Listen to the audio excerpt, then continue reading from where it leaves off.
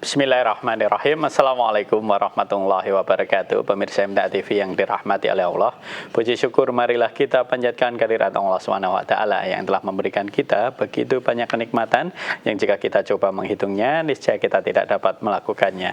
Salawat serta salam marilah kita haturkan kepada junjungan kita Nabi Muhammad sallallahu alaihi wasallam. Kembali lagi menemani aktivitas Anda dalam program unggulan Risalah Tafsir bersama saya Fatih Agil Muslim.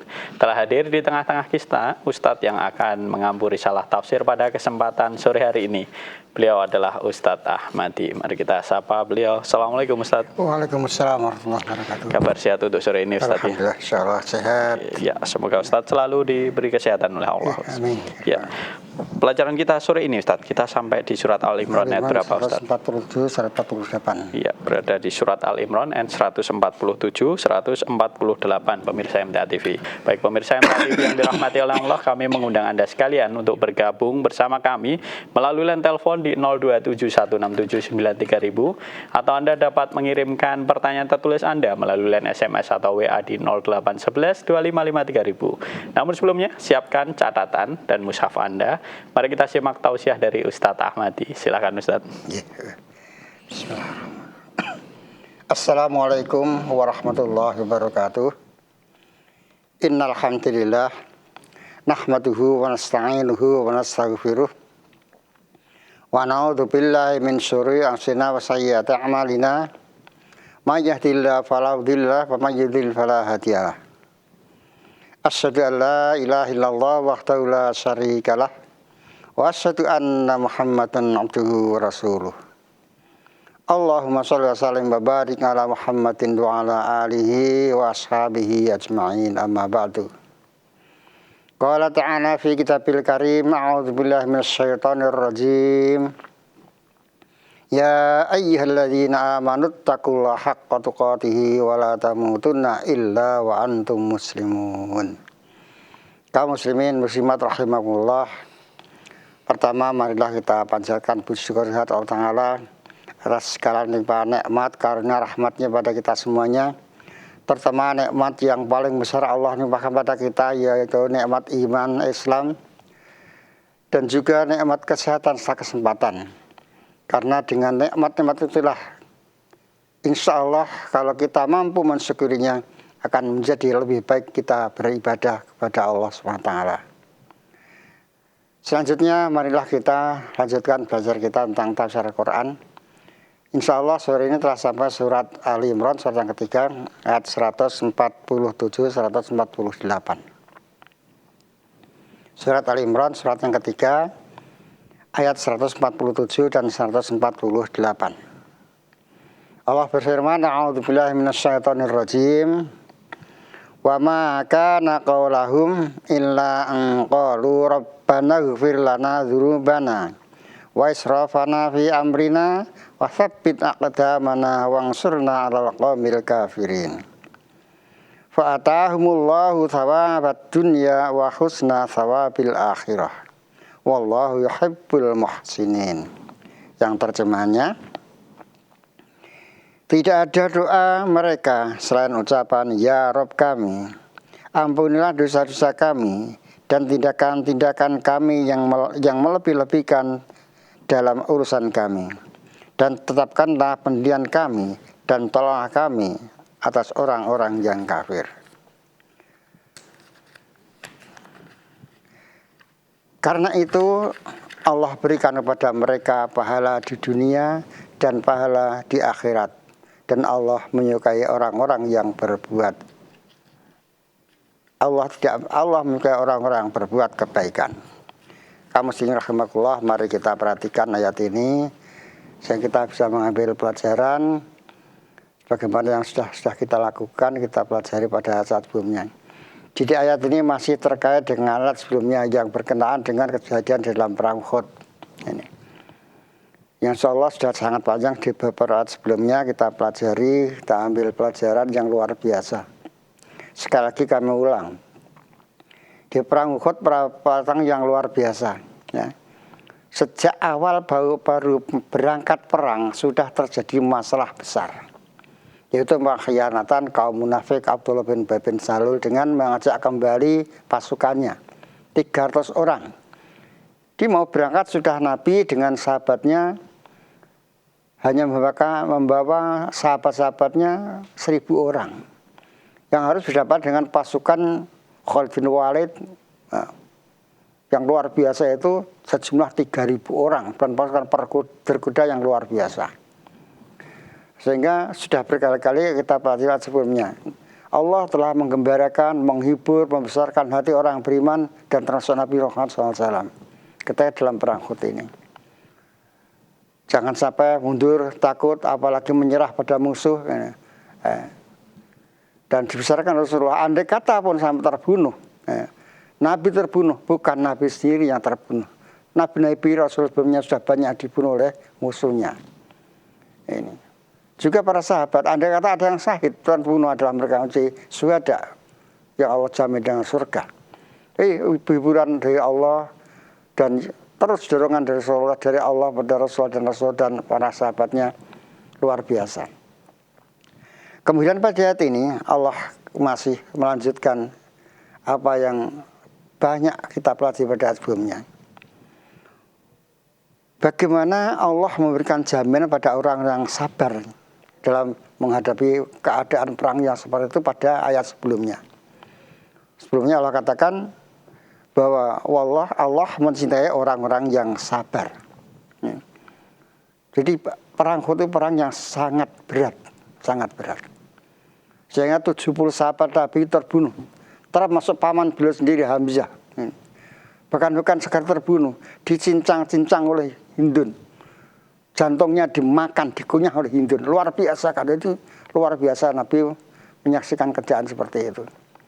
Sahabat beliau yang sangat terkenal, disayang beliau luar biasa, Mus'ab bin Umair, juga syahid di perang Uhud bersama 70 sahabatnya. Ini sangat berat di hadapan Rasulullah dalam perang Uhud tadi. Jadi betul-betul apa yang beliau alami dalam perang Uhud itu luar biasa. Dari segi kejiwaan luar biasa juga bagi seorang Nabi. Maka sampai Allah berkali-kali di ayat sebelumnya ini Allah membesarkan, menghibur Nabi dan sahabatnya. Ini tidak ada yang tidak baik, semuanya serba baik. Nah, maka kesabaran yang diterima oleh para sahabat ketika dalam perang Uhud luar biasa, luar biasa. Ini sahabat Nabi sendiri pun terluka di dalam perang Uhud tadi. Ini. Maka di sini Allah katakan Allah akan memberikan balasan orang-orang yang bersabar dalam urusan sabilah ini, apalagi dalam perang.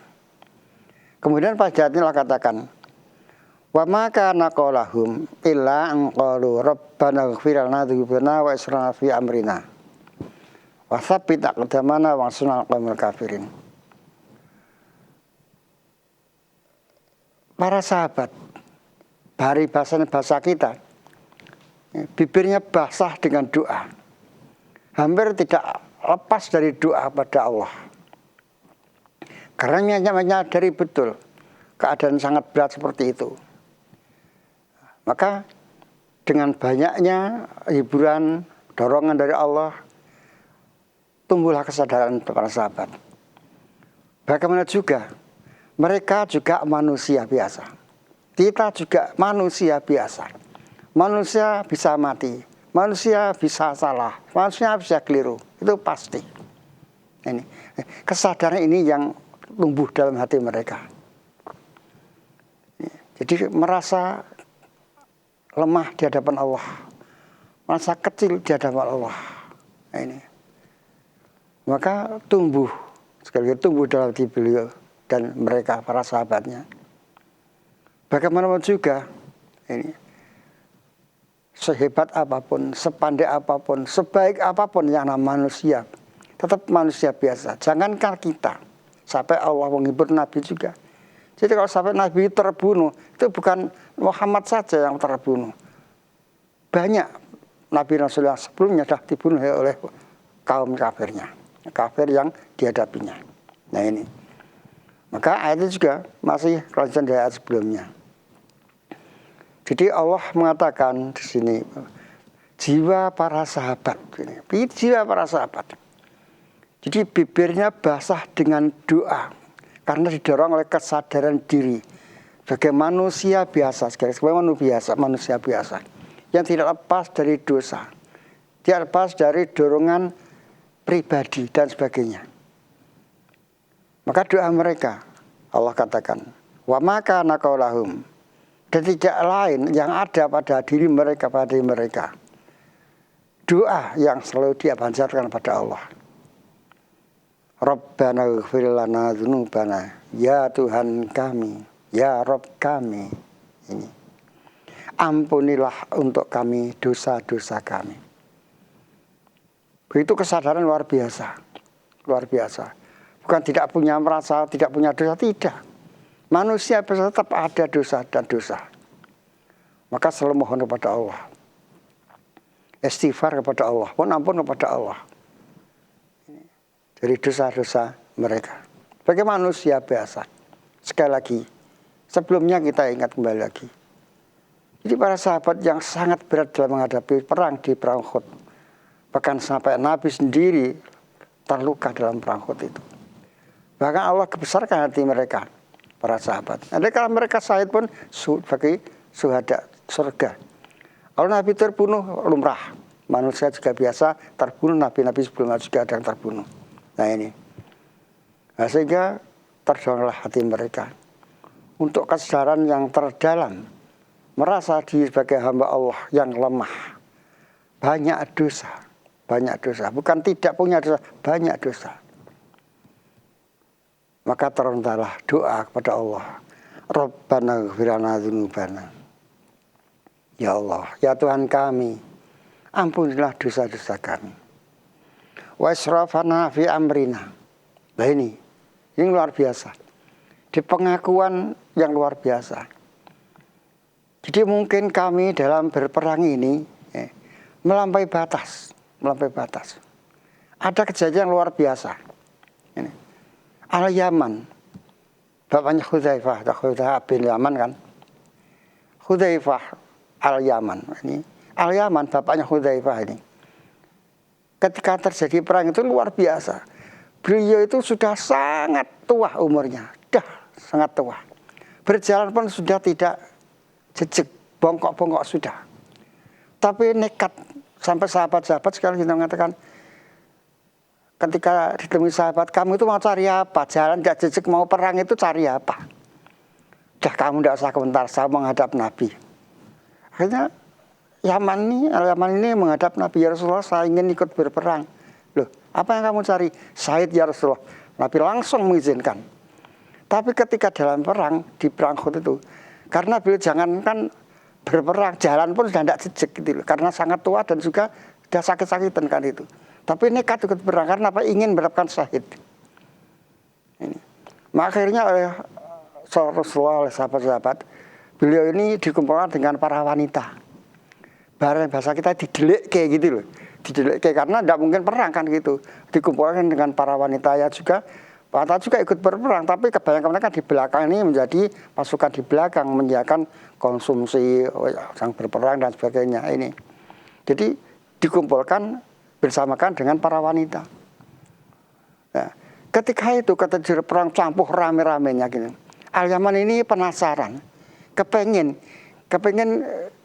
bahasanya delok perang gitu loh. Ini kan luar biasa ya, karena perang tidak boleh, padahal maunya ikut syahid. Kalau tidak perang bagaimana bisa syahid? Akhirnya dia keluar, ingin menyaksikan, melihat seperti apa terjadi peperangan. Nah, bersamaan itu terjadi serangan mendadak dari belakang yang menyerbu kelompok wanita tadi yang di belakang diserbu oleh orang kafir dari belakang.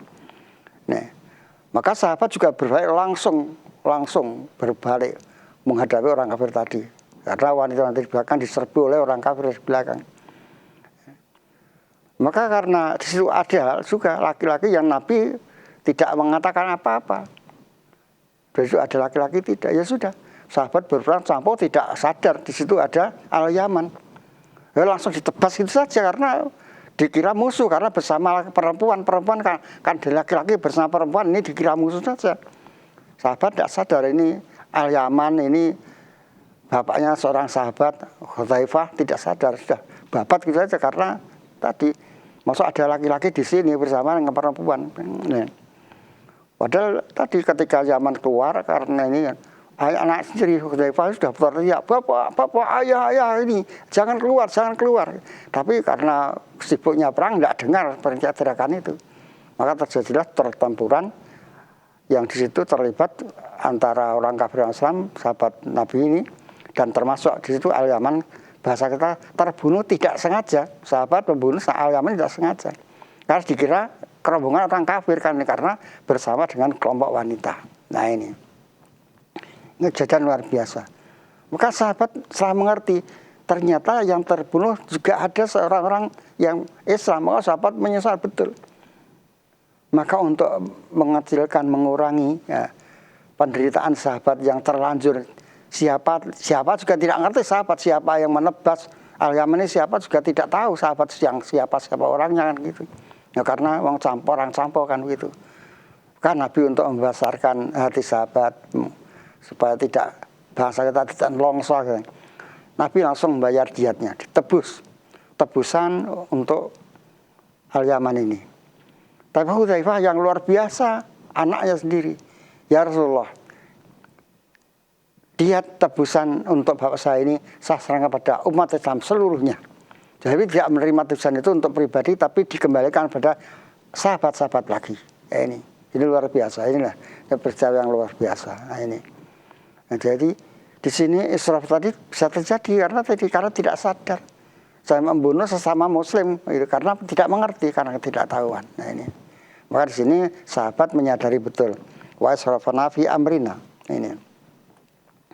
Jadi kalau kami sangat berlebihan ketika menghadapi perang seperti itu, ya Allah, ampunilah dosaku. Dan juga berlebihanku dalam bersikap dalam menghadapi peperangan ini. Wasabbit aqdamana, dan tetapkanlah pendirian kami. Kuatkan pendirian kami. Jangan sampai kami takut, rendah, apalagi mundur untuk menghadapi musuh sebesar apapun, sekuat apapun. Wansurna 'alal kafirin, dan tolong kami terhadap orang-orang kafir. Ini Masya Allah, secara sahabat yang luar biasa. Dia merasa bagaimana biasa, banyak dosa, tidak sadar melampaui batas juga karena sampai tadi membunuh Al-Yaman sebagai orang Islam karena tidak sadar, karena berada di tengah-tengah kaum muslimin, wanita-wanita kaum muslimin. Nah, ini. Maka Nabi juga tadi luar biasa Nabi di sini. Jadi tidak hanya tidak apa-apa, bukan untuk tadi membesarkan hati sahabat yang karena ketidaksengajaan tadi, maka Nabi membayar diatnya. Ditebus oleh Nabi. Tapi juga Al-Yaman yang putra seorang sahabat yang luar biasa juga, kecintaan Rasulullah ini. Tebusan Nabi itu tidak dipakai, tidak. Tapi dikembalikan Rasulullah untuk dikembalikan kepada para sahabat yang bertempur di medan Uhud tadi. Ini luar biasa. Ini. Maka di sini mereka mohon pada Allah, tetapkanlah pendirian kami, kuatkan pendirian kami, sehingga tidak ada perasaan kecil, mundur, apalagi mengalah kepada musuh, tidak. Dan tolonglah kami terhadap orang-orang kafir. Kemudian pada ayat yang 148-nya, fa'atahumullahu thawabad dunya wa husna thawabil akhirah. Maka Allah berikan balasan di dunia, kemenangan, kemudahan, ampunan dari semua yang disahkan sahabat di perang Uhud tadi. Yang meninggal tidak diberikan kedudukan sebagai syuhada. Ini dunia. Jadi mereka dimudahkan oleh Allah, diberi kemudahan, diberi pertolongan. Akhirnya walaupun sekali lagi jumlah mereka sangat jauh dibandingkan orang-orang kafir, tapi akhirnya mereka mampu membalikkan lagi. Yang pertama, mereka dapat kemenangan luar biasa. Di tengah perjuangan peperangan terjadi peristiwa yang luar biasa tadi, sampai Nabi pun hampir terbunuh dalam perang itu. Sahabat banyak yang terbunuh. Di akhir perangan akhirnya Allah berikan pertolongan. Akhirnya bisa membalikkan keadaan lagi. Akhirnya umat Islam terselamat, menang menghadapi kaum muslim, kepada orang kafir tadi. Kemudian thawabud dunya wa husna thawabil akhirah. Di akhirat jelas sekali lagi, mereka yang mati sebagai syuhada, dakhalal jannah bighairi hisab. Yang tidak mati dalam perang, mereka dapat balasan luar biasa. Semua dosa mereka diampuni, diberikan kemudahan-kemudahan dalam hidup mereka. Nah ini balasan dari Allah. Benar Allah tutup dengan ayat ini, wallahu yuhibbul muhsinin. Allah cinta kepada orang-orang yang berbuat baik. Muhsin, orang ihsan yang berbuat baik. Berbuat karena dorongan iman dan Islam kepada Allah. Karena Islamnya kepada Allah, Islamnya kepada Rasulullah, dan juga di sini karena dorongan iman, bukan dorongan duniawi sama sekali. Ya, mereka berperang dengan cara apapun, dengan suatu semuanya, semua karena dorongan dari keikhlasan kepada Allah. Lillahi ta'ala karena Allah. Betul. Ya begitu, maka Allah katakan Allah mencintai mereka karena mereka sebagai orang-orang yang muhsin dalam beramal. Ya begitu. Ya, terima kasih Ustaz. Baik pemirsa MTA TV yang dirahmati oleh Allah, kami mengundang Anda sekalian untuk bergabung bersama kami melalui line telepon di 02716793000 atau Anda dapat mengirimkan pertanyaan tertulis Anda melalui line SMS atau WA di 08112553000. Namun sebelumnya kita simak informasi yang berikut ini. Bismillahirrahmanirrahim. Pemirsa MTA TV yang dirahmati oleh Allah, kita kembali lagi dalam program unggulan Risalah Tafsir. Masih bersama dengan Ustadz Ahmadi. Kami mengundang pemirsa sekalian untuk bergabung bersama kami melalui line telepon di 02716793000 atau Anda dapat melakukan panggilan WA di 08112553000. Untuk kesempatan pertama kita ke pertanyaan tertulis dulu Ustadz. Ya, dari hamba Allah yang ada di Purwodadi Ustadz. Ustadz, apakah amal soleh itu sama dengan amal baik Ustadz? Mohon tausiahnya. Ya. Jadi kalau dari segi bahasa soleh itu juga baik gitu loh. Dari segi bahasa, tapi sebenarnya berbeda. Jadi baik itu udah bisa namanya hasan juga baik, kan itu. Ma'ruf juga baik, thayyib juga baik, kan itu. Nah, di sini amal soleh itu amal perbuatan yang baik yang dilandasi oleh iman, kan itu. Jadi amal yang baik yang dilandasi iman, kan itu. Jadi tidak dilandasi iman ya tidak ada soleh. Maka iman amal soleh itu tidak bisa dipisahkan. Jadinya takwa iman, amal soleh jadi takwa. Jadi dikatakan soleh karena dilandasi dengan iman. Jadi kalau kebaikan tanpa landasan iman bukan soleh namanya. Maka orang-orang kafir itu banyak berbuat kebaikan, banyak. Bahkan korban perang ikut akan gitu. Luar biasa. Ketika kita berhari raya, kita juga kita bayar zakat fitrah. Mereka juga kan bahkan berkarung-karung, kadang-kadang ikut-ikut membantu orang fakir miskin. Apakah mereka dapat pahala? Tidak. Setitik pun tidak ada pahala. Karena apa? Tanpa dinasih oleh iman. Tapi orang beriman sangat kecil kebaikannya, sangat kecil. Menyingkirkan duri dari jalan. Kalau dinasih iman itu suatu kebaikan, luar biasa kan. Jadi kita jalan, di situ ada pecahan beling umpamanya. Disingkirkan ke tepi supaya tidak mengenai orang yang lewat. Itu ya amal yang baik, termasuk amal soleh. Karena apa?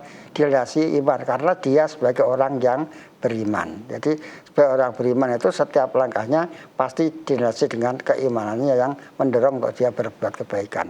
Jadi bedanya kalau baik itu bisa bermacam-macam dan siapa bisa berbuat baik gitu. Tapi jadi solehnya kalau dinasih dengan iman, ya begitu. Ya, terima kasih Ustaz. Baik pemirsa MTA TV yang dirahmati oleh Allah, kami mengundang Anda sekalian untuk bergabung bersama kami melalui line telepon di 02716793000 atau Anda dapat melakukan panggilan WA di 08112553000. Kita sapa pemirsa yang telah terhubung. Halo, Assalamualaikum. Waalaikumsalam warahmatullahi wabarakatuh. Ya, dari siapa di mana? Dari Pak Basuki di Bogotari Purbalingga. Silahkan Pak Basuki. Assalamualaikum warahmatullahi wabarakatuh. Waalaikumsalam warahmatullahi wabarakatuh. Doa tersebut tadi bisa digunakan untuk setiap hari untuk menghindari sifat yang berlebih-lebihan atau tidak, baik urusan dunia maupun akhirat. Mohon dijelaskan. Terima kasih. Wassalamualaikum warahmatullahi wabarakatuh. Waalaikumsalam.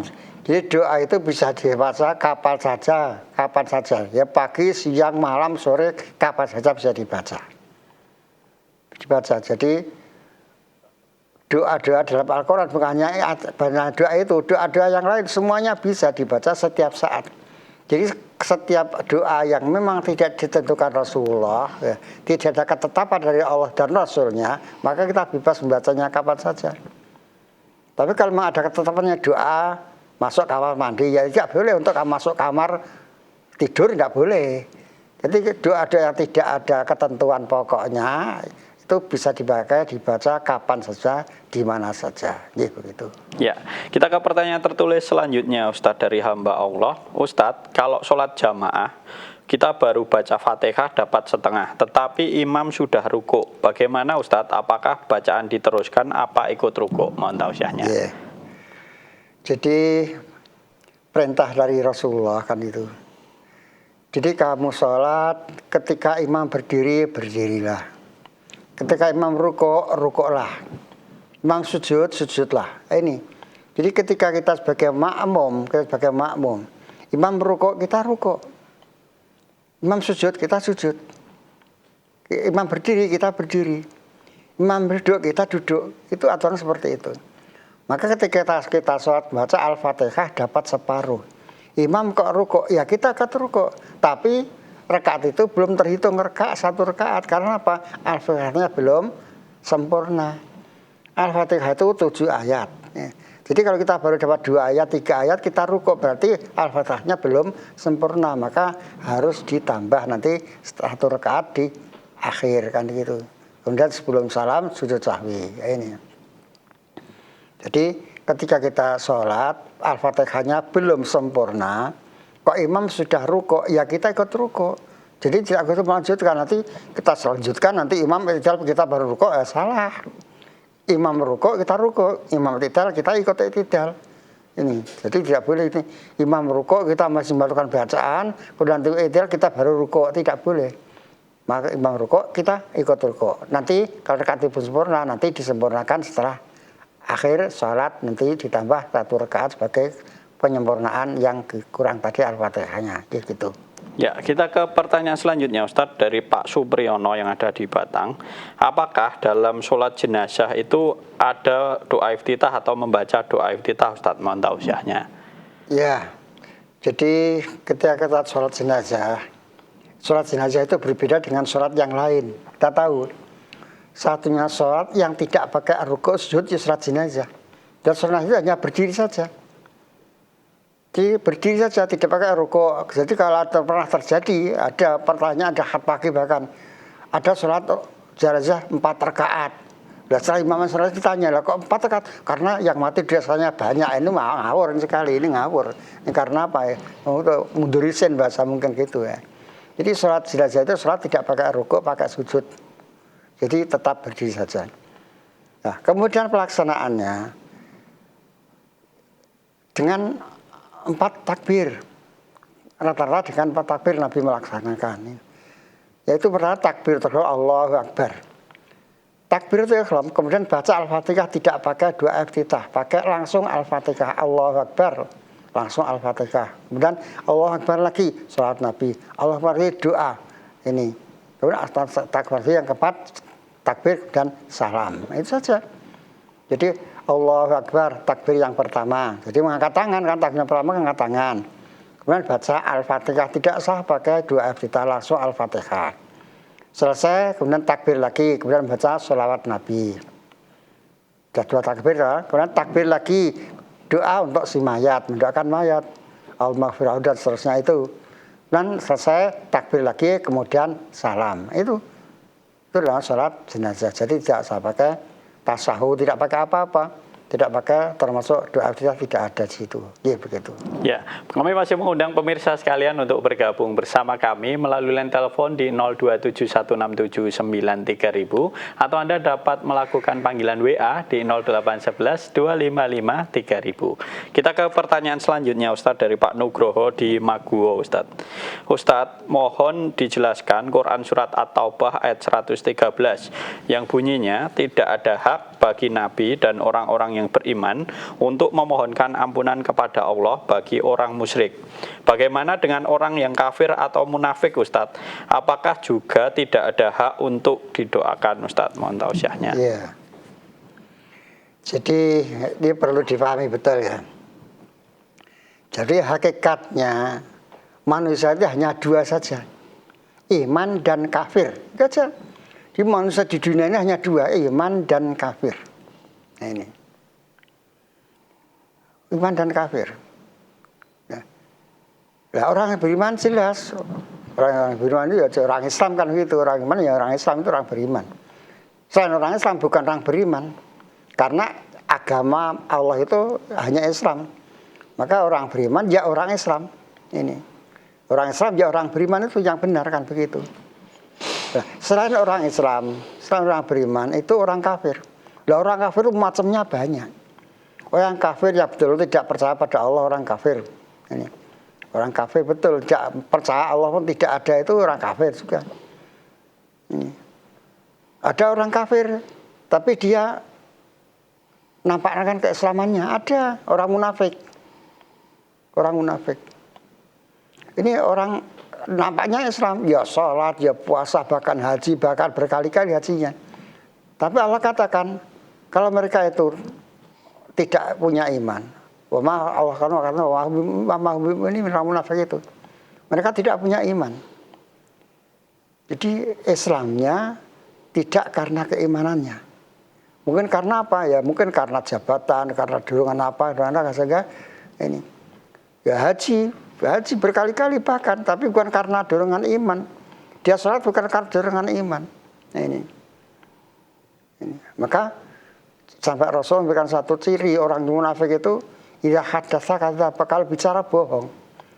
Bohong. Kalau bicara itu bohong karena apa? Tidak punya iman, tidak takut. Takut dosa tidak ada. Takut neraka tidak ada, kan tidak beriman, tidak percaya. Surga itu apa? Neraka itu apa? Tidak tahu, tidak ngerti. Karena beriman, tidak percaya. Allah selalu bersama kita, kita selalu dengar, diperhatikan Allah. Tidak percaya, karena memang kafir. Ini. Maka Allah katakan orang munafik itu tidak punya iman, walaupun dia sholat, dia puasa dan sebagainya. Kalau bicaranya hianat kan itu.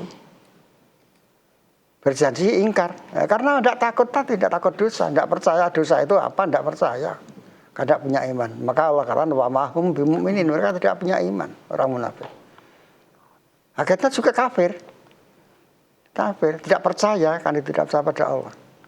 Orang musyrik juga begitu, Tuhannya ditanya Allah kan gitu. Tapi di samping Allah dia punya Tuhan yang lain, kan itu.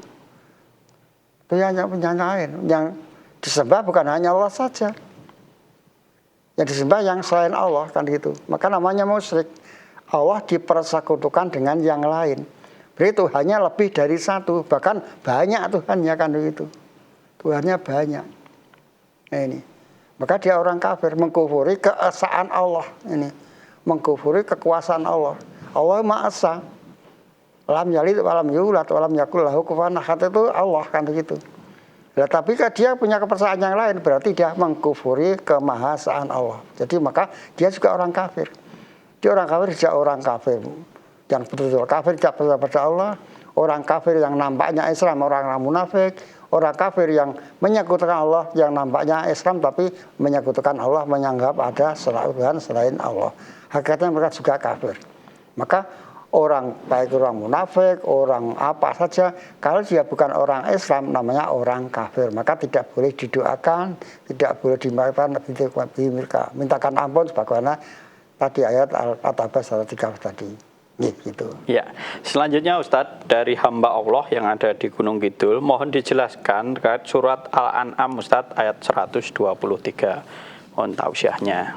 Al-An'am. Yes.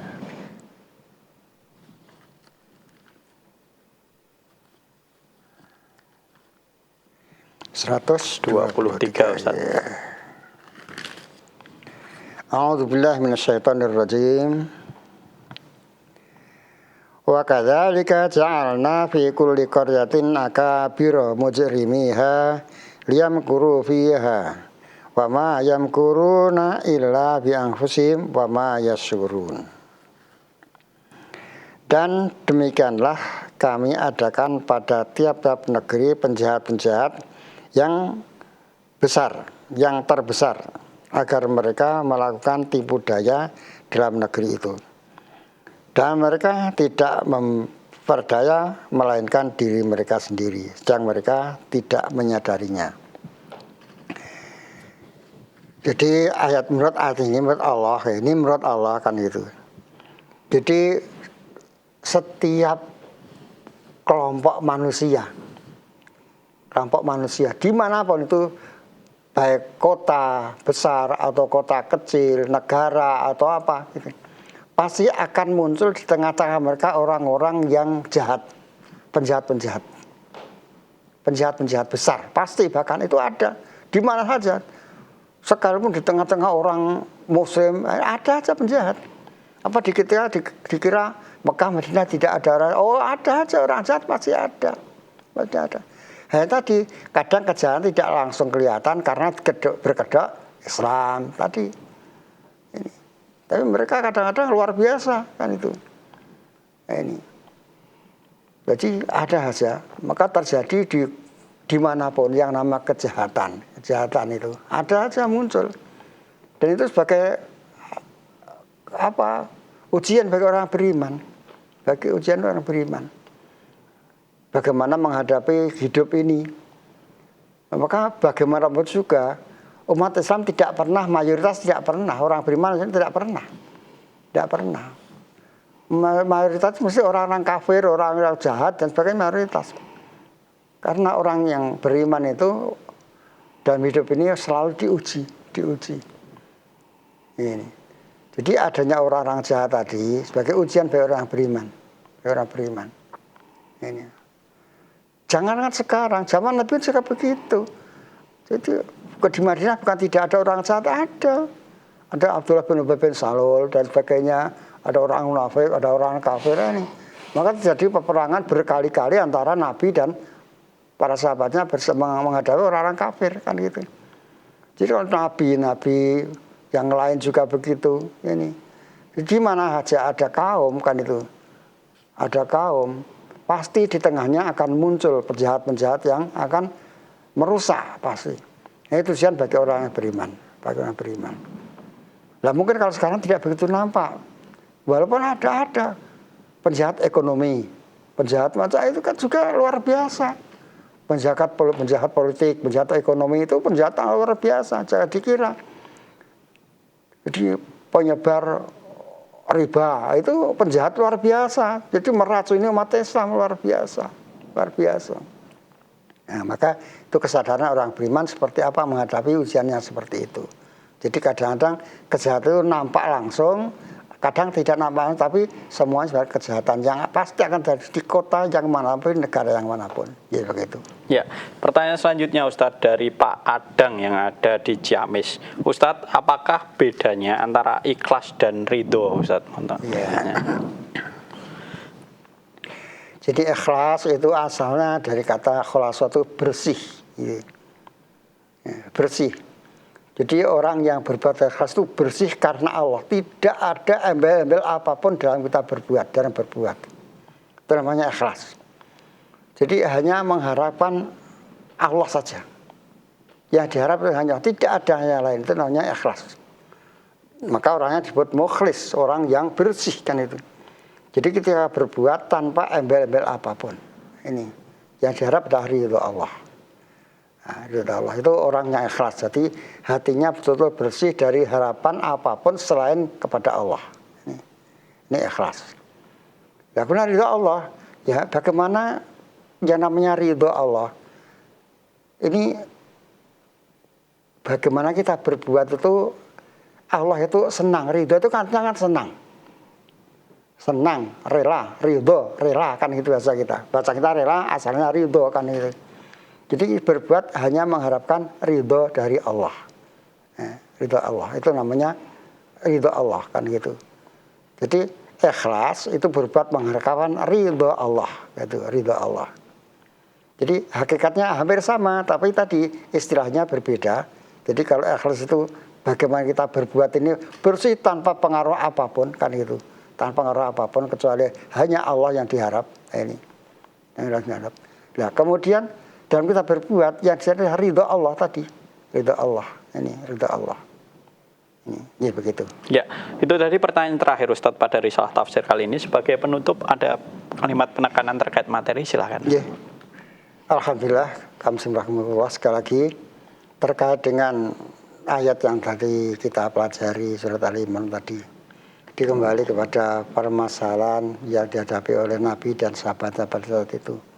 Permasalahan yang luar biasa berat, luar biasa berat. Jadi sekali lagi perang Uhud itu perang yang luar biasa berat, luar biasa berat. Sekali lagi Nabi sampai kehilangan 70 sahabat yang terbaik gitu loh. Maka Allah menghibur berkali-kali bagaimana para sahabat dalam menghadapi kejadian seperti itu, termasuk Rasulullah. Nah, Al-Quran itu sekali lagi berkata-kata sini, Al-Quran itu bukannya berlaku pada turunkan, tidak. Al-Quran itu berlaku sampai kiamat. Gitu. Ayatnya ya itu saja. Tapi kejadian-kejadian yang berlatar belakang seperti itu terus akan terjadi, akan terjadi. Jadi umat Islam menghadapi permasalahan berat itu terus akan terjadi. Ujian-ujian yang dialami umat Islam saat itu akan dialami umat Islam terus-menerus sampai kiamat terjadi. Ini. Siapa? Menghadapi orang-orang kafir, penjahat-penjahat tadi loh, itu akan terjadi. Akan terjadi. Maka bagaimana Allah menguji kesabaran mereka, ketaatan mereka, ketulusan mereka, kekuatan jiwa mereka, tidak mundur, tidak lemah hati, tidak menyerah pada musuh ini. Termasuk menghadapi sekarang ini, sekali lagi Ustaz Khalid berkali-kali kan. Sekarang ini yang namanya riba dan riba itu tidak mudah. Tidak mudah. Menghadapi riba itu tidak mudah. Karena kita ekonomi kita seperti ini kan gitu. Jika kadang sampai ada benar sekarang tidak riba harus mangan opo kan gitu. Ya saya segitu. Anak kita kan butuh duit, semua butuh uang, semua serba uang semua. Ya ini. Akhirnya ada yang berpedoman kalau tidak riba tidak bisa makan, tidak bisa hidup. Ya ini. Ya ini namanya tidak lulus ujian menghadapi riba seperti ini. Itu musuh yang luar biasa, tapi tidak nampak. Tidak nampak. Nah ini. Maka ketika kita hidup ini, jadi ujian-ujian itu ada saja. Ujian itu ada saja. Maka bagaimana kita mohon kepada Allah, bagaimana ayat tadi. Jadi selalu menguasurnal qamil kafirin, ya Allah bertolong pada menghadapi orang-orang kafir. Yang pasti namanya orang kafir itu pasti akan menjadi musuh orang yang beriman. Terus akan berusaha menghalangi keimanan kita. Itulah maka kita sabar dan sabar. Ya begitu. Ya, semoga dari tausiah ini Ustadz, terima kasih atas tausiahnya dapat menjadikan pelajaran ya Ustadz ya. Insyaallah. Peringatan sekaligus kabar gembira bagi kita semuanya. Assalamualaikum warahmatullahi wabarakatuh. Waalaikumsalam. Baik pemirsa MTA TV yang dirahmati oleh Allah, itu tadi program unggulan Risalah Tafsir pada kesempatan sore hari ini bersama dengan Ustadz Ahmadi. Baik pemirsa MTA TV yang dirahmati oleh Allah, saya Fatih Agil Muslim beserta kru yang bertugas mohon undur diri. Alhamdulillahirabbil alamin. Subhanakallahumma wa bihamdika asyhadu an la ilaha illa anta astaghfiruka wa atubu ilaik. Wassalamualaikum warahmatullahi wabarakatuh.